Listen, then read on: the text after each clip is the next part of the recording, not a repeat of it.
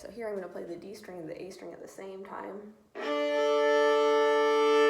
then what I can do is I can go open D. I can put finger number 1 on the D string down.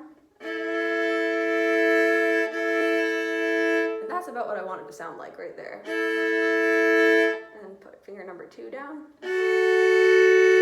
Now finger number 3 down. And here's finger number 4. So you can see when I put 4th finger down, it sounds like the same note. Alright, I'm going to go back down.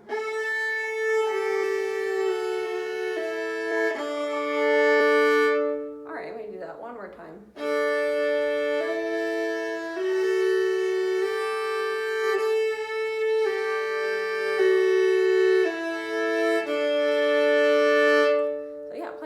With it can help you to figure out, like, okay, is my first finger in the right spot? If your first finger sounds like this, it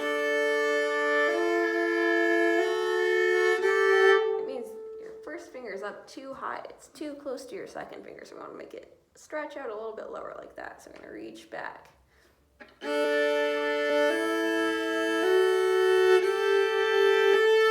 And if our second finger sounds like this, so if we go like, second finger is a little bit too low if it sounds like. So we want to make it higher, stretch up. All right, one more time.